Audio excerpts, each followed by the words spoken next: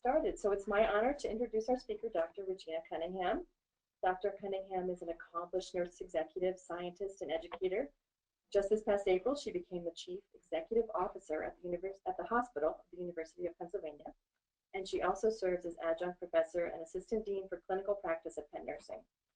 Dr. Cunningham previously served as Chief Nursing Executive and Senior Vice President of the University of Pennsylvania Health System, better known as UPHS to most of us here in Philadelphia. And she was the Chief Nursing Executive and Associate Executive Director at the Hospital of the University of Pennsylvania. She has extensive experience in the organization and delivery of nursing service across the care continuum. And in her capacity as Chief Nursing Executive, she had the responsibility for a broad array of strategic and operational functions, including the development of professional practice standards, oversight of quality, and strengthening the integration of scholarship within the practice of nursing for the health system. Her research interests include the effect of nursing on outcomes, clinical trials, and innovative models of care delivery. Dr. Cunningham has been funded on numerous research initiatives and currently serves as principal investigator on a $1.7 million award from the National Cancer Institute focused on developing strategies to improve accrual to clinical trials. I'm particularly pleased to show that Dr. Cunningham is a Penn Nursing alumna. She completed her PhD at Penn Nursing, which was followed by a postdoctoral fellowship at Yale University. Dr. Cunningham was selected as a Robert Wood Johnson Executive Nurse Fellow in 2006 and was inducted as a Fellow in the American Academy of Nursing in 2014. And now we have the distinct privilege of learning from her about leadership. Welcome, Dr. Cunningham. Thank you again. Thank you very, very much, Monica. And hello, everyone. Thank you for the opportunity to spend a little bit of time with you this afternoon. I'll do the objectives for my program today. There's three things that I'd like to accomplish. The first is really just to share my own story as an example of a nursing leadership journey. So as we talk about leadership, I always think it's good to learn from examples or exemplars from other people. So I'll outline that for you. And then I'm going to discuss some perspectives on effective leadership skills for nurses. So I'll talk about some of the things that I think are most important in leadership positions for nurses and beyond. And I'll talk a little bit about how to develop some of those skills to support those things. And then lastly, as Monica stated, we did receive a lot of questions in advance. I'd like to address some of those questions. And in fact, as I prepared for the presentation today, I did try to include many of those questions as I thought through what I wanted to present to you today. So some of that will be incorporated for you. So I'm going to start just with a little bit about sort of careers and thinking about careers. And, you know, from my own experience, I would definitely say that careers really move by opportunity, the same way that science does. There's not really a roadmap that's, you know, that you can follow for your career. You might have a sense of direction or where you think you want to go, but there's rarely a clear path. So what you should anticipate is that you'll have bends in the road, forks in the road, turns that you didn't anticipate. I would have never predicted the trajectory that my career took me in. But, you know, I took opportunities as they came up. I'm still not sure exactly where I'll land, but just know that, that it's a journey, really, and not a destination for the most part. So to talk with you a little bit about my own journey, I thought I would highlight some of the things that I did in my career from the very beginning, and then some of the learnings around each of those things. So my background is primarily in cancer nursing. I developed a very early interest in cancer nursing. For one thing, I came from a family that was very healthcare related. My mother was a nurse, my grandmother was a nurse, my aunt was, my grandfather was a physician. So I had a lot of experience as a young person, sort of exposure to those kinds of roles. But I also had an experience with my grandmother who became ill with Hodgkin's disease, and so had exposure to sort of the experience of her going through that illness. And that really sparked a curiosity in me about, like, what happens, what's happening physiologically, why do people get so sick? And, you know, I really thought at that time about working in cancer because I was fascinated by it, but also really impressed by the, you know, potential to do things differently. Of course, in those days, there were very few treatments for cancer, and so my grandmother died as a result of that. When I went to school, I had the interest in cancer nursing, but many people recommended after graduation that you don't specialize so early. So I actually went to work initially as a surgical critical care nurse. That happened to be where a job was available in the hospital that was directly across the street from where I lived. So it was somewhat a decision based on convenience, but it was a great beginning, and I had a lot of exposure there. It was in a big New York City hospital. I lived in New York City, so that was a great place to start. I had my first experience with being promoted there. I was actually, after a couple of years, promoted to a senior staff nurse, which really wasn't, it was like a very early kind of career ladder. We didn't have formal career ladders in those days, and so that was something that I did as a young nurse. But after a few years, I really had the yearning to specialize, and again, because I was in New York City, I went to Memorial Sloan Kettering because that was just really right up the street, and that was the place you would go if you wanted to be a cancer nurse. So I worked in medical oncology at that time, and it was an absolutely transformative experience. When I got into cancer nursing, I realized that I really loved it, and I think that's what happens. You either get in and love it, or you get out, because it's a very, very intensive kind of nursing. That was a place where I went through a formal clinical advancement system, so that was a good experience of professional development. And I became interested at Memorial in the way nursing service was organized and the way it was delivered and how that affected outcomes. And that was really my first exposure to thinking about how nursing really drove outcomes. And so that was, I think, really, really important revelation for me. So, as I was going on thinking about additional professional development, I came to a fork in the road, started to think about work and specializing in clinical work as my focus for graduate school versus focusing in more of the administrative area. And because of the experience I had at Sloan Kettering, looking at nursing service organization, I decided that I would go more the administrative route. So the focus of my graduate work was really on the organization and delivery of nursing service. I went to NYU. That's what we called it in those days. Today it would be nursing administration and healthcare leadership. After that, I followed a pretty traditional administrative sort of trajectory. So I went into the nurse manager role, which I think is an absolutely defining role and the proving ground for many nursing leadership roles. Then I became a clinical director and then a chief nursing officer.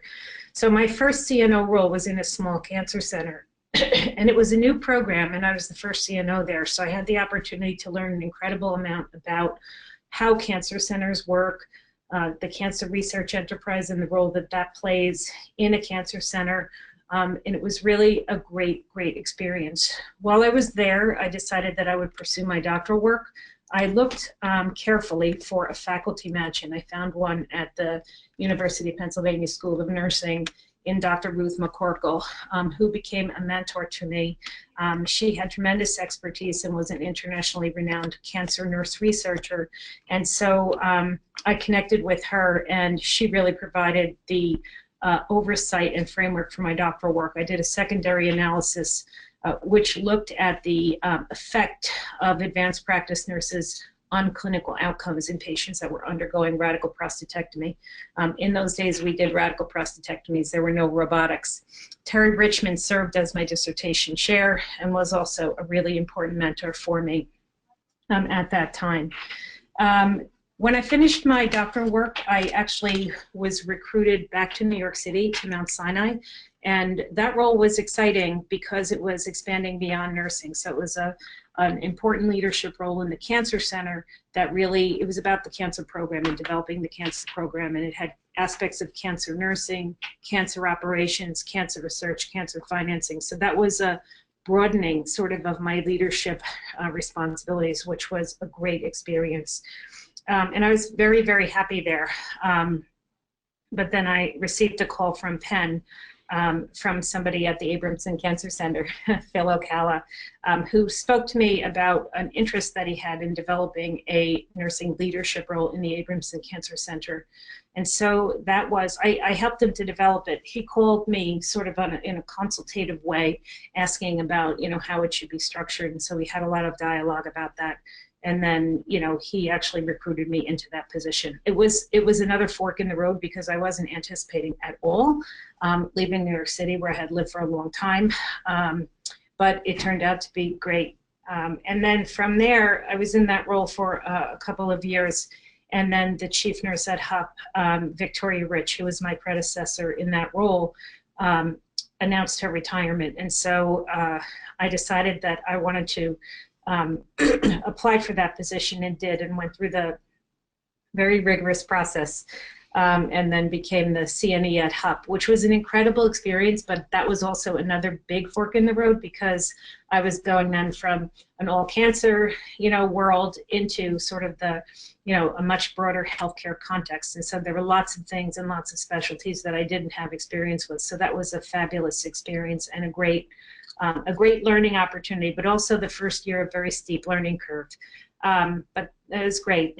And then I moved from there to the system CNE, which was also an excellent opportunity, because it gave me the chance to work with other chief nurses across the Penn Medicine system, and for us to really collaborate on, identifying ways that we could help drive value, help, position nursing to drive value for the system, which was a great experience. And then, as Monica mentioned, in April, I became the CEO of HUP. And again, that was also a fork in the road. It wasn't something I was necessarily tracking for at all. It was something that, an opportunity that presented itself, and I thought long and hard about it, with some guidance and direction from people who had been mentors for me. And I decided that I would take that opportunity, I would apply for it, and then was selected for that role. And so that's how I got to where I am today. It's a little bit of a long and winding road, but as I said, it's a journey and not a destination. So some of the things that I want to talk with you about today as we think about leadership are the things that I've listed on this slide. And these are really kind of interdependent things, but these are things that I think are really, really important in terms of nursing leadership and leadership development and key leadership skills or attributes. So the first is about constantly honing your knowledge. As a professional, this is really critical.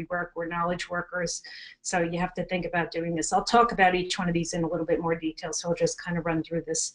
Taking time to think is critical. Learning agility. Data as a strategic asset is huge. Communication, the power of collaboration, how to capitalize on that, how to develop that. And then really thinking about the importance of what I call the intangibles, which some people sometimes refer to as more softer kind of leadership skills, but without them you can really derail your career. So they're quite important to pay attention to. So in terms of knowledge, clinical knowledge is a major, major advantage in leadership positions. Many people that are in high-level administrative positions don't necessarily have that background, and in a value-based purchasing world, this is an incredible asset. So value-based purchasing is the shift, the major shift that we're seeing now in healthcare. We're moving from a fee-for-service world to a value-based purchasing world where things like quality really matter. And it's not just about how much volume you do, it's about how well you do it. And so you really need to have an understanding of quality and what drives quality, what are the factors, what are outcomes that you need to understand that really are meaningful to patients.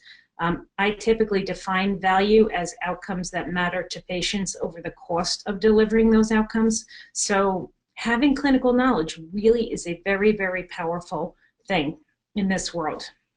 Staying abreast of knowledge development. So this obviously is a lot of effort. We all have a lot of stuff coming at us. We're all extremely busy, but it's a commitment that you have to make. You have to stay in touch with how things are evolving, especially if you're working in, the world's changing every minute, so you have to find ways to do this.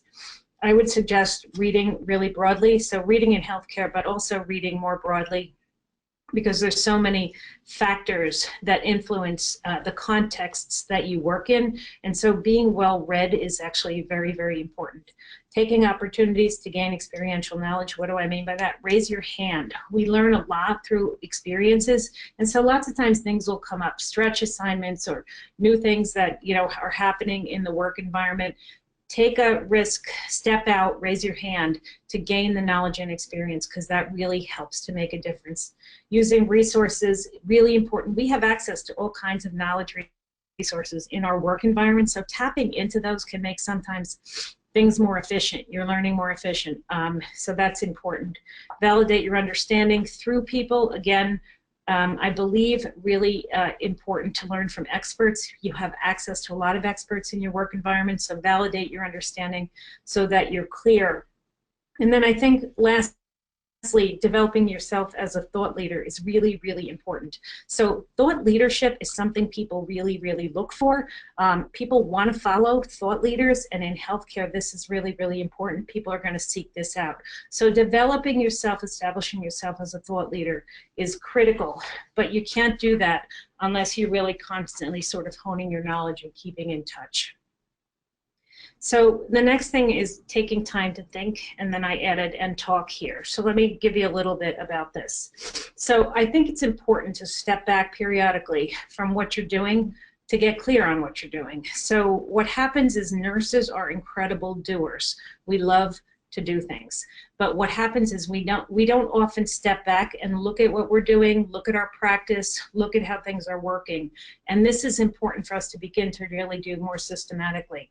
So I have Einstein's picture here because when he was asked what the single most important thing was about him developing the theory of relativity, what he said was figuring out how to think about the problem.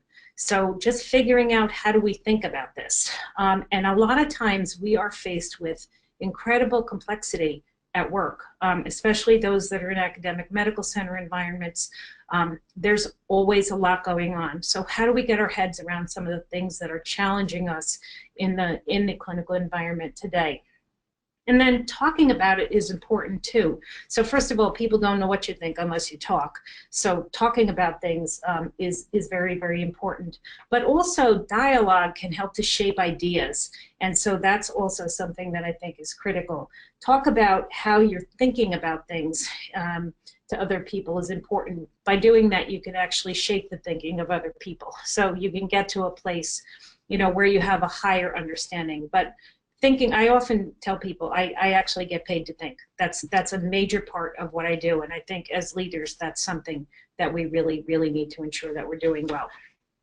Clarity as a part of thinking, again, a key leadership skill. So what does that mean? This has actually been defined as one of the key leadership skills for the future, but the future's now, if you ask me. So it's really the ability to see through all the confusion and mess and contradiction to what the future should look like. So sometimes you see that before other people can. It's making things as clear and precise as they can be. And the most important part of this is being able to put things in context for people. So helping people to understand why things are important. And they're going to look to you as a leader for this, right? Because this is what they expect you to do.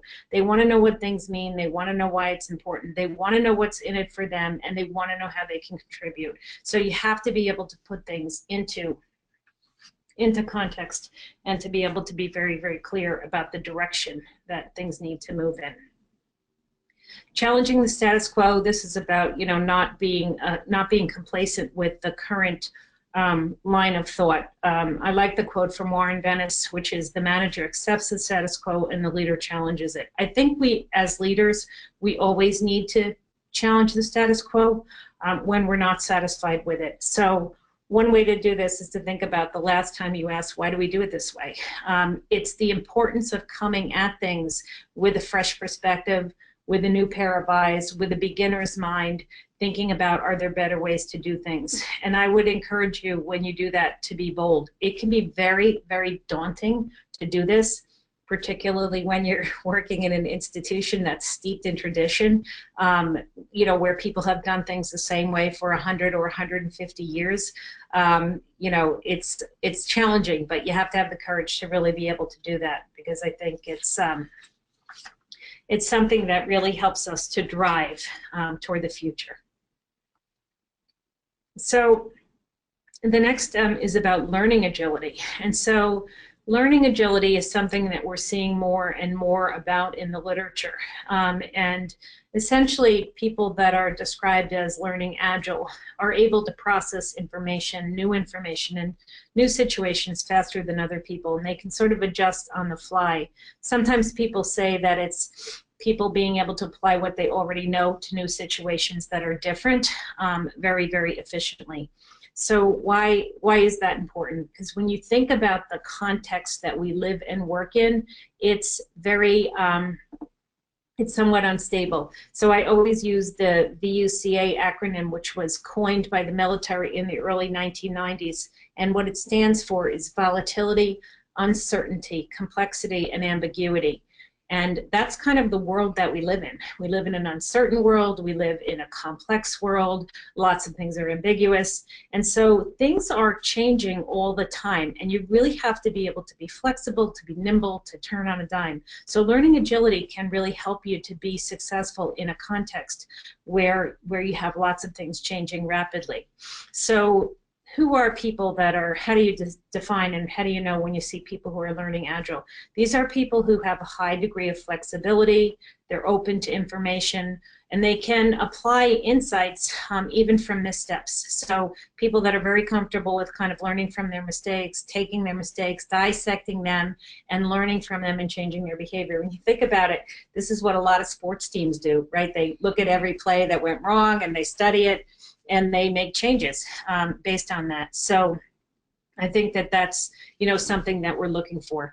Part of the issue is that, you know, the things that might have made somebody successful today won't necessarily make them successful tomorrow. So, and that's because we live in this dynamic kind of changing environment. So how can you cultivate, what are some of the things that you can do?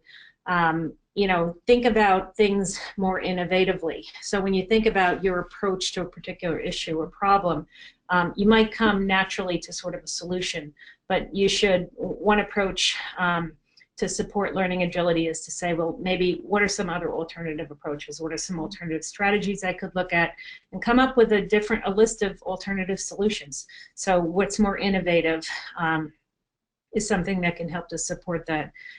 Becoming more reflective is really important. Asking yourself, what could I have done differently? And doing that all the time. And I will tell you, I ask myself those questions every single day.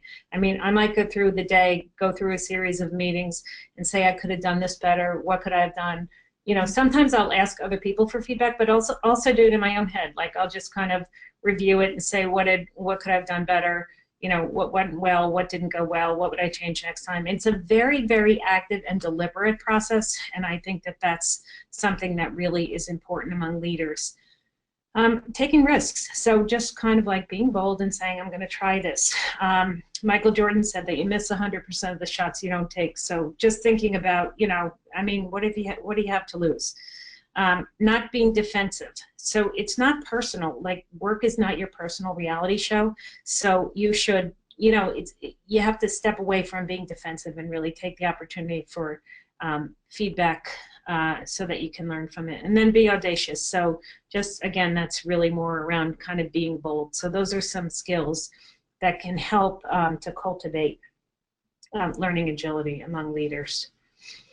Data is the next thing, and I mean, I couldn't possibly underscore this enough. This is really, really what drives so much activity in leadership. It is a key to making decisions, to understanding why decisions need to be made. It's significantly easier to justify a course of action if you have compelling data. I mean, you know, I use this every single day at work in decisions. People will ask me for things, and I'll ask them, what's the data? How do I know? Why are you making this recommendation? So within your organization, become knowledgeable about where your data sources are. Most of us have electronic medical records now. Those are huge repositories of data, sometimes difficult to access that in meaningful ways, but understanding what's there. Finance and administrative data sets are also really helpful. What you need to think about with data is what particular metrics you want to know, understand, and measure over time. So that will vary. It's completely different based on what you're trying to achieve. So if you're doing a project, you know, you want to have things that are specific to the project. You want to have things that are going to be meaningful, that are measurable, that you can look at return on investment on, because that's also a very, very strong way to build arguments. Partnering with other resources are really critical. Data science is an increasingly available resource. Data analytics, nurse researchers, if you have access to them, can be very, very helpful. benchmarking, and then contextualization. So let me go back to benchmarking. I'm benchmarking either through national benchmarks, or if you don't have national benchmarks, you can benchmark against yourself over time. So that's important. And then the last thing about data is when you're going to use data, you have to make it meaningful. So the data is just data until you contextualize it. So you need to think about why it's important and then be able to tell the story. No one can tell a story about data the way nurses or clinical teams can tell a story about data, because you know, the work that nurses do is so compelling. When you take the, when you take the clinical story and you put it together with the data, it becomes such a no-brainer a lot of the time. And I'll give you an example on this next slide. So this is something that we did in the health system. This is just one example of how we have used data to illustrate, really in this case, what we were illustrating was kind of the value of nursing and how nursing drives value within a health system. So what this is really an evaluation of pre and post implementation of a nurse-driven Foley catheter removal protocol. Okay, so the protocol was implemented. What you're looking at on the slide are the 10 quarters prior to the implementation and the 9 quarters after the implementation. And if you look at each of those colored lines on the graph, what you see are the rates of infection going down, right? The number of catheter-associated urinary tract infections. And you can see that blue line that's sticking up the most. That's actually the HUP data. So you can see that HUP actually had the biggest problem with CAUTIs, and it decreased significantly over time. And the other hospitals that we did this with had less of a problem, but they've also decreased over time. So when we look at the data, what we tried to show was what impact did that have, not only on the outcome, the decreased infection rate, but what impact did it have on cost and on patient days. And so when you look at the data, what you see in the pre are the average additional costs per quarter, pre and post, and you can see there's a significant difference there, and then the difference in the patient days. So again, very, very significant decreases in the number of days patients needed to be hospitalized and in the direct costs. So we took a look at that across the system, and you can see the result in the post versus the pre. So essentially across all the hospitals, we cut costs as a result of this nurse-driven Foley by $3.35 million, and we freed up over 5,000 patient days in the post period. So what does that really mean? It means for us at HUP, that gave us 14 additional bed days. That means that those beds were available for patients that didn't have infections, they didn't have complications. So that was great because that creates a revenue backfill opportunity.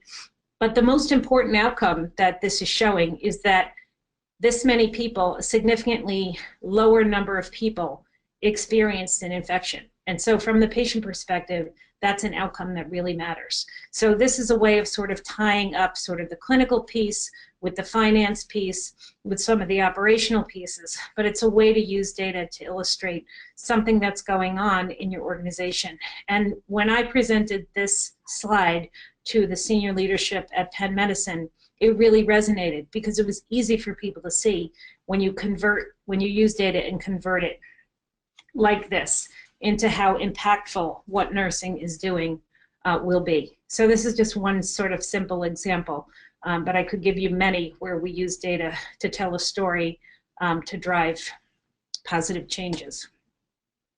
So the next thing I want to talk a little bit about is about communication. You can never under-communicate. So it's really, really important to develop sort of formal communication plans, capitalize on every opportunity, and constantly be bringing people back to the center. And when I say that, I mean constantly reminding people of the things that we need to be doing. You have to do that in a way that people understand, but communication is very, very complicated. We can think we're communicating with people, but we know lots of times that people don't hear what we think we said to them. So speaking to people in a language that they understand is really, really important. And so you have to be very mindful and deliberate about that. And some ways to think about it. This is a way that I use all the time. The way to think about communication, one framework that's very useful is to think about what people's working styles are. And once you understand what their working styles are, you can communicate with them in a way that will resonate with them and ultimately will help you to get what you need done. So in the working styles framework, there are 4 basic types of working styles. The first is analytic, second is driver, the third is amiable, and the fourth is expressive. And what I have on the slide are what are some of the characteristics of each of these types, these working style types, and what is the basic need. So with analytical people, these are people that really pay a lot of attention to detail. They have a basic need to be correct. They want to analyze, they're going to ask a lot of questions, they're going to want to get every detail on what's going on. I had a boss for a long period of time who was an analytic, so every time I went into my meetings with him, I would always be prepared to address things, have all the data, have everything lined up, and I would just zip through that meeting because I knew I had everything that he was going to want to have, and it made my life really easy in terms of getting the things done that I needed to have done. Drivers are these people that are very task-oriented. They're very determined. They take big risks. They're very efficient. They typically don't care kind of who they step on to get what they need. They just don't even see it. They just keep going toward that goal. They have a basic need to be in control. So that's important to know if you're working with a driver, what you need to do. Amiables are the people that we all love to have on our team. These are very personable people. They have good interpersonal skills. They don't like risk or confrontation or pressure. And so sometimes they will be sort of criticized as people who don't get that much done. But we all like to have them on our team because they make us feel good. They're always very, very personable. Their basic need is for security. And then the last is the expressive type. So these are people who are like the big idea kind of people. Steve Jobs was an expressive. These are people with, very much a people orientation. They like to be the center of attention. They're very positive, emotional, and their basic need is for recognition. So these are, sometimes very, very dramatic people that are in this particular box. Not everyone is a clear one or the other. Essentially, sometimes people will be somewhat situational, but for the most part, people kind of stay within these basic frameworks of characteristics. So once you know where people are, it can help you to kind of get your work done. So you know who you're working with, you can come at it from the perspective of them to get what you need done. So that's important. So tips for your type, how do you know what type you are? Basically, you may be able to tell what type you are based on what's in the description, but there are tests that you can take that are available online to identify your own type. But these are some things you can do to improve in terms of sort of what type you are. If you're an analytic, there's some examples here how you can show more appreciation and personal interest, be more relaxed, be more open with others, and remember that enthusiasm won't kill you. For the drivers, they need to slow down a little bit. They need to listen to other people, be a little bit more open, and hold back on that domination, relinquishing some of that control. For amiables, they need to speed up when they're with faster people. So an amiable and a driver together tends to be like an oil and water combination. But sometimes amiables and drivers have to work together. So figuring out how to speed up, they have to talk more and listen a little bit less, try to be more assertive, and take risks. And then for the expressives, they need to slow down a little bit, write things down. Sometimes people say expressives are very big idea people, but they don't actually get that much done either. So checking the details, staying calm, and learning to concentrate a little bit. Sometimes expressives will also be sort of accused of just jumping from one big idea to the next, but not really actually ever accomplishing those things. So that's something that I use around communication. It's very, very effective, and it can be very helpful in terms of getting things done that you need to get done.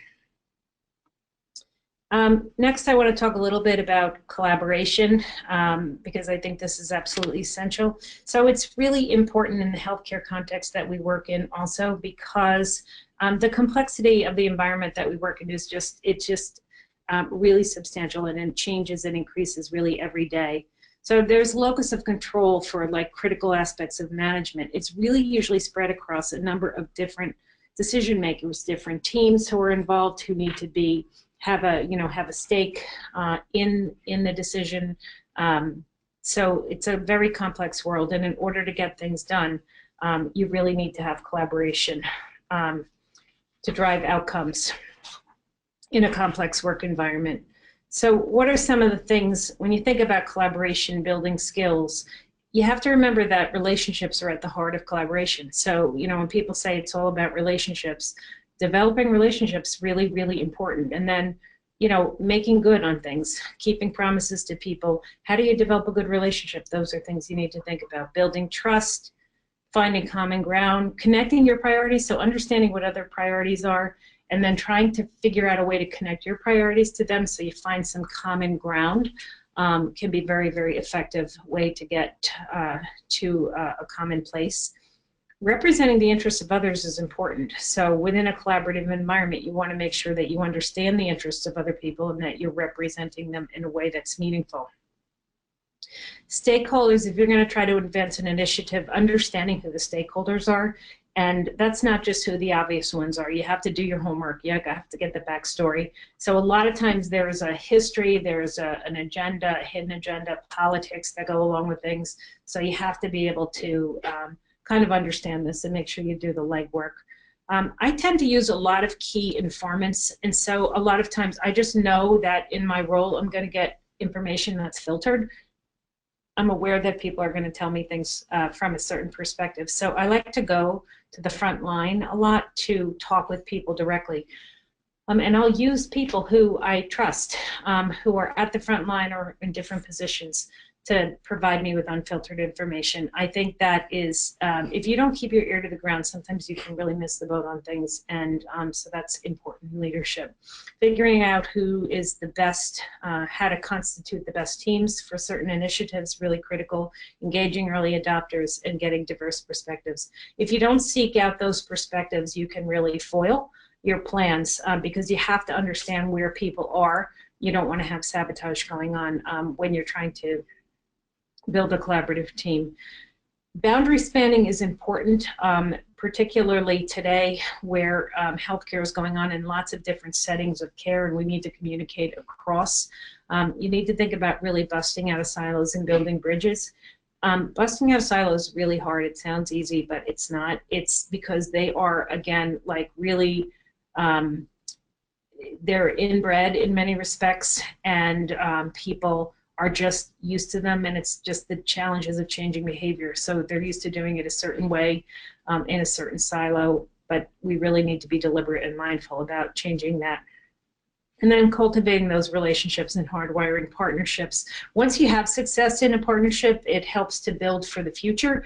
So, keep going around to different groups and cultivating partnerships. And then another strategy that could be used that's actually helpful is to look within your organization and figure out who are the movers and shakers, who are the people who get things done, and what is it that they're doing in the organization to be successful, and then model those behaviors, because those are people to watch. So in different organizational cultures, different things may be at play, so that it's important to look in your own organization to sort of see that, because that can give you a lot of insight into really how to be effective in this context. And then the last thing I wanted to talk a little bit about was sort of the importance of intangibles. So I have, again, these are sometimes considered softer, but to me they're not that soft. And again, I've seen people really derail their careers without these things. So I'm only going to talk about a couple of these things, but I do think that all of them are very, very important in leadership positions. So the first is emotional intelligence. And again, when I say that it's not so soft, you can actually measure this in people.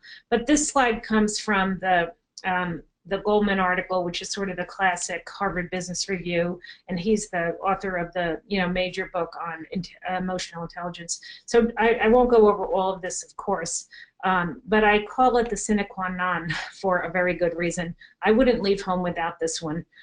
This really, really is a driver of success. So working on emotional intelligence, developing your emotional intelligence, ensuring that you have control of your emotions and that you don't allow anyone to drive you to the point where they're hijacking your amygdala is really, really an important skill. This takes a lot of effort, especially if it does not come naturally to you. So some things to do are to really understand aspects and to build your capacity.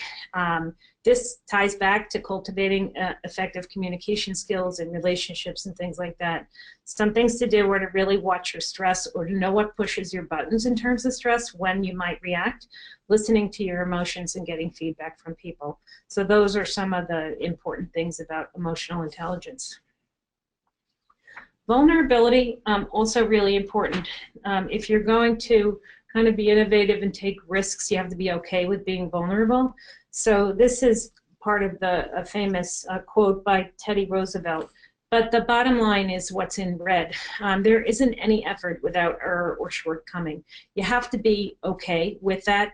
As I said before, you have to be okay with being wrong, with failing, and with moving on. But the thing is, you kind of have to forget that fear of failing. You've got to be able to learn from it and move on. In some respects, failing is just a way to begin again more intelligently. So that's important. Brene Brown has done a lot in the past couple of years, a lot of work, a lot of research in this area. And she published the book Daring Greatly, which was great, about the strength that comes from the ability to be vulnerable. So I think that's important. And then the last thing I'll talk about is courage. And I think that, courage comes from the Latin word cor, which means heart. And then the quote from Aristotle, you can't do anything in the world without courage. It's the greatest quality of the mind next to honor. So the thing is with healthcare leadership today, as I said in the beginning, there's not a clear roadmap for a career. There's not a clear roadmap for leading in healthcare today. So having the courage to get out there, to be out front, to make mistakes, and then to learn from them and change your course is really, really important. So I couldn't underscore the courage piece as much either. So I will end there, and I will start with some questions. Thank you very much for your attention. Great. Dr. Cunningham, thank you so much. That was inspiring, I think, to so many. I can't even imagine how, from whatever background you work in, it was incredibly helpful. So we do have a number of questions that were submitted in advance, some of which you addressed already, but a couple more that I'd like to dig in around, if you don't mind. So a group of them were around your doctoral work. So some folks asked if you could tell a little bit more about your work and how you decided to go that path, and talking about administration versus clinical. Sure. So part of why I went back, I was always interested in pursuing my PhD. Part of the reason I did it when I did it was because I was already a CNO when I was doing it in a small cancer center, so I was working on the executive team. Most of the people on that team were scientists, or there were a lot of researchers in a cancer center because the scientific component of that is so substantial. So I felt like, to have a seat at the table, that would be really, really helpful to have that background. I pursued, again, I went to school at Penn, and I pursued the study in outcomes, and let's see, the administrative route versus the clinical route. So that I had done actually a while before. I actually kind of made that decision back when I was doing my graduate work. So yeah, that was early on.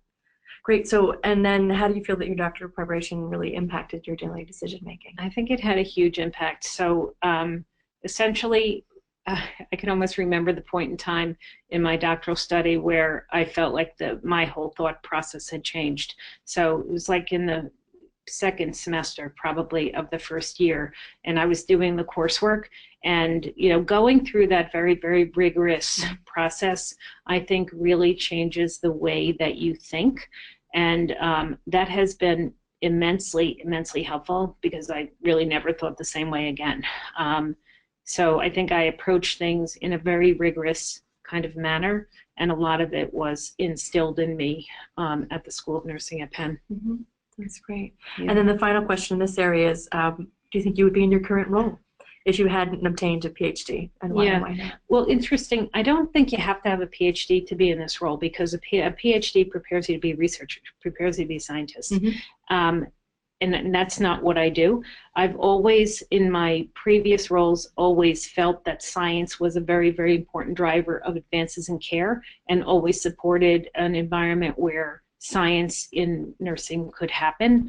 But it wasn't a major part of my work. I did it because I could do it, and I felt like almost like an obligation to do it. I felt like it was really important to use that skill, but also to role model. So, I mean, that's, in the beginning when you said about the research grants that I've had, that was always really, really important to me, although it was not a necessary component of my role. Mm-hmm. So, could you do it without it? You could. I just think I do a lot better job with it. So, and we're glad you're a Penn Nursing PhD. So you talked about role modeling a little bit, and that I think is a good segue into talking about mentors and mentees. And people had questions, if you could dig in around that a little bit more. Could you talk about how you've utilized mentors over the years, and if so, how did that happen? Did you seek them? Did they just come into your life? What was the process? It's a mystery sometimes. Yes, I know it is. It's always a challenge, but I think that so I happen to really believe in sort of the multiple mentor, ascribe to the multiple mentor kind of line of thinking about this. I've had many different people who have served as mentors for me over my career, some of them more actively, some of them more passively. But I mean, going back to when I first practiced as a clinical nurse, which was in the 1970s. I mean, it was so long ago. But there were many clinical role models. I mean, there were people that I really aspired to be like, and sort of took me under their wing as a clinical nurse and really showed me the ropes. I mean, my first nurse manager, Dottie O'Neill, was incredible in terms of helping to support my clinical experiences and give me a lot of opportunities clinically. And then, in nursing administration, Marianne Freilich was a great mentor for me. She was an incredible nursing leader. She was the CNO at Robert Wood Johnson and then at Hopkins, and then the president of AO&E, and just an incredible nursing administrator, and I really learned a lot from her. And then I've also had physicians who have been mentors to me as well. So in the cancer world, cancer center directors are typically physicians, and so working in that arena has been really helpful. Learning about things like program development and funding and cancer center administration and politics in a cancer center. Those are all things that I have learned from physician mentors in cancer centers. And then I mentioned Ruth McCorkle and Terry Richmond before. Both of them were research mentors and played a very important role in my development for scholarship, but also for politics. Politics is pretty much on every level. So, and then I've actually had the opportunity to participate in some very amazing national leadership development programs, the Robert Wood Johnson Foundation Executive Nurse Fellows Program, where I had an assigned mentor who was actually former governor of New Jersey. So that was a great experience to see things at a different level, more global type of level. Again, politics, major role there. So I think looking at different people for different things that you want to learn. I think, you can seek out mentors, and people are typically happy to help you if they have the time. That's an important component of effective mentoring, making sure that people actually do have the time to be able to invest in you. And so I think, from my perspective, once you are successful in your career, there are many people who feel that you should pay it forward, and that's an important part. So. Mm-hmm. Mm-hmm. Thank you. You're welcome. So then people have, and you've answered this to some extent, what type of mentorship relationships you've had over your career. It sounds like they've changed as you're in different situations and find yourself in need of different input. Yes, absolutely. And I think, again, you know, people are always, often, I shouldn't say always, but I think certainly many professionals are very willing to help people develop, you know, either formally or more informally, you know, based on what your need is or what you want to talk about. So Great, great. And so then some have asked about other ways that you've gotten information to grow in terms of leadership, and asked if you had any recommendations for leadership books. Yeah, oh, sure. I love to read. So I read broadly, and I think when I think about leadership, there's plenty of leadership books for sure. I mean, the most recent book I read was, I just finished the Role of Character, The Road to Character, sorry. The Road to Character. It was David Brooks, who's a New York Times columnist. That was a fabulous book. And while not a leadership book per se, certainly had many leadership lessons. I recently read Isaacson's The Innovators, which was great, you know, and helps in terms of, you know, how have people broken out of sort of the status quo mold of thinking historically, and he uses some great examples in that book, which I think is really terrific. I love the book. I can't think of it now, but it's by an anthropologist, and it's really about culture. It came out about 2 years ago. The Moment You Can't Ignore, and it's about organizational culture and the role that culture plays in what people do, and I think that that's absolutely a critical area as well. But you know, I read lots of other types of things too, and I think many things that I read do have some applicability to leadership, although they're not leadership per se. Sure. And someone did ask specifically about the source of the communication styles that you mentioned earlier. Yes. So there are multiple people who have contributed to that knowledge, and I think where I have learned most of it from is Ephraim Schachter, who is a leadership consultant. But if you were to Google that, you would find multiple different authors and multiple additional information, which is really, really great, because that strategy is extremely consistent, and it's extremely practical. And so I would read up on that a little bit more. Yeah. Great. So we do have some sort of global leadership questions, I would say, asking you about some of the, really what are some of the trends that you see as most important and relevant for leaders in healthcare right now? So, I mean, right now in healthcare, the big thing is really value and driving value, and moving from a fee-for-service world where everything was based, you know, on volume, and the more volume you do, the better, to one where things are really focused on quality and populations and managing patients effectively over time. And I think, you know, it's an interesting time. I mean, in many respects, it's a great time, because what those drivers do is create opportunities for us to develop better healthcare. I mean, that's, you know, when you're thinking about a population over time, and you're not thinking about just an episode of illness that you're coming into the hospital for, it's typically better for the patient, because you're thinking about what's happening before and what's happening after, and how do I manage that whole thing, rather than just managing what's in front of me today, and then the patient goes home tomorrow and, you know, they get readmitted because, you know, they weren't really able to take care of themselves, or something wasn't really quite right about their, you know, when they got home. So it's an exciting time in healthcare, because we're getting to shape things. I mean, it'll take years and years to make this transition, but we're really starting to see it, and it's being driven by, you know, essentially by payment reform. It's a good time for nursing, because the things that are important in a value-based purchasing world are things that nurses are really, really good at. So how do you coordinate care? How do you manage patients over time? How do you establish relationships with patients over time? You know, it's the collaboration with other disciplines across the settings of care. Nurses are really, really good at those things, and so it's a great time for nursing, you know, to really have an important voice in healthcare delivery. Thank you. That's It's really interesting to hear. There are so many questions coming in, so I apologize to those that we're not going to be able to get to. But I do want to make sure we're cognizant of the time. We have 1 moment left, so we'll go ahead and wrap up.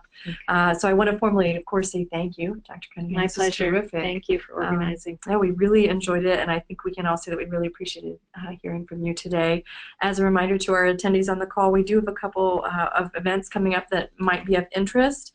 First of all, we have a networking event at Homecoming. It's on Saturday, November 4th. So those of you who are looking for mentors, looking to be a mentor, looking to connect and practice maybe some of these skills you heard about today, I really encourage you to come out. It's open to alumni and students of Penn Nursing. And of course, any of our friends are also welcome to be there. That'll be Saturday, November 4th, right on College Green on Penn's campus. For those who prefer or not able to come on campus but want to dial in virtually, we have another webinar coming up in October. It's with Dr. Charlene Comfort, and she'll be discussing the answer to the question, are you what you eat? Where she'll talk about diet and the intestinal microbiome. So we suggest that you put that on your calendar, October 18th. It'll be very interesting, we think, for all of you as you're in your clinical practice and beyond. And then, of course, there are a number of other events on the Penn Nursing calendar that we encourage you to check and check often.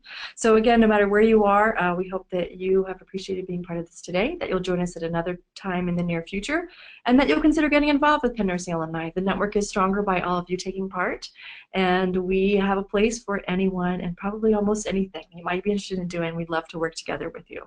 So please don't hesitate to contact the Alumni office for more information, or you can go ahead and respond. There'll be a post-webinar survey and email that go out where you can contact us. So again, thank you for being part of today's webinar, sponsored by Penn Nursing Alumni, and thank you to Dr. Cunningham. Have a terrific day. Thank you. Okay. So how many people on?